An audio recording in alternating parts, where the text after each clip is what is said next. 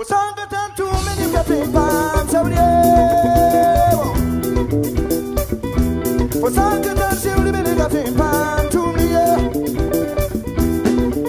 suis Alif Nabar, musicien-chanteur du Burkina Faso.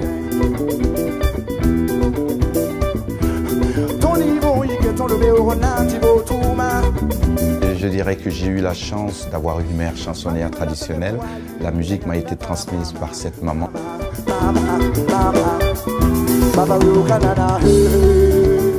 Mon parcours musical est ponctué de pas mal d'événements heureux.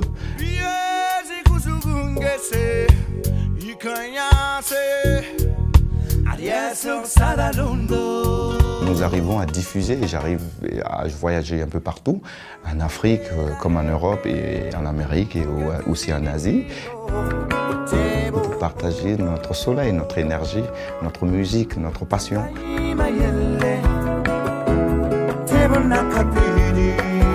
Les thèmes que j'aborde sont très variés. Je tourne autour de tout ce qui se passe dans mon quotidien et autour de moi. Je parle de l'éducation, je parle de l'immigration des jeunes Africains. Et puis, je suis engagé aussi socialement. Je milite pour l'éducation des enfants en Afrique. Je traite un peu tous les thèmes qui tournent autour de l'Afrique. Je me suis rendu compte que les problèmes des jeunes sont identiques, que ce soit à Ouagadougou, à Dakar ou je sais pas, à Nairobi. Tous les problèmes sont pratiquement les mêmes et qu'en Afrique, il va falloir trouver le moyen de faire tourner les artistes africains pour qu'ils rencontrent les autres publics.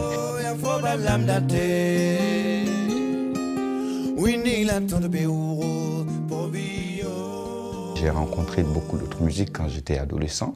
Je me suis retrouvé d'abord à faire du rap, à écrire mes premiers textes en rap. Et très vite, l'amour de la chanson me tirait plus que le rap. Je me suis rendu compte de l'apport de la musique de ma mère. Donc je suis retourné dans les chants de ma mère pour essayer de nourrir mon écriture rap avec les chants de ma mère.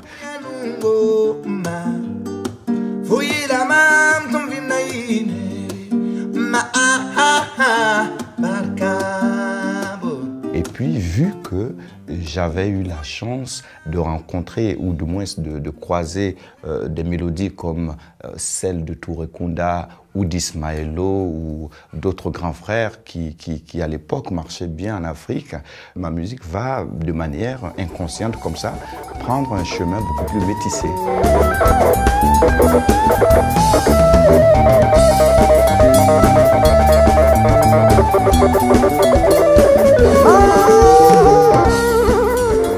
Je suis né après les années 1900 et je me disais, tous ceux qui sont nés après les années 1900 sont métis.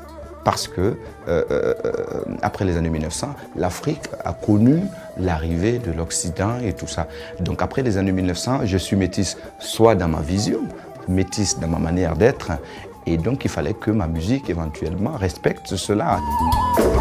Que j'ai mes pieds dans la tradition et ma tête dans les satellites.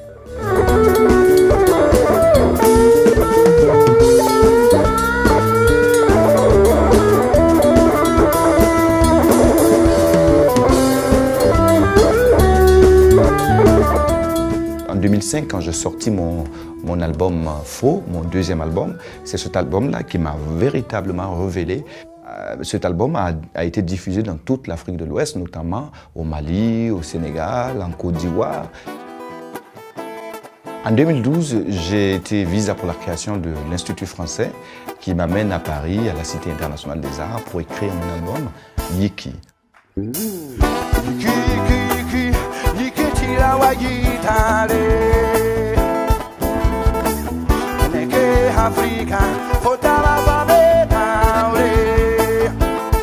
Yiki, je l'ai composé sur le rythme. J'ai trouvé un rythme qui faisait tac, tac, tac, tac, tac. Et bon, je me suis dit, Yiki, Yiki, Yiki, Yiki, tirawayi tare.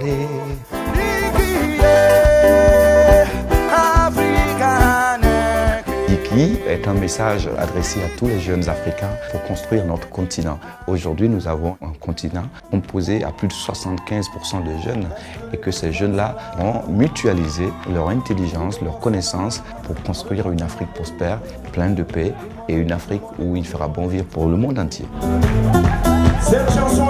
ensemble pour que l'Afrique se lève. Il faut que vous chantiez fort pour que toute l'Afrique vous entende. Comme ça.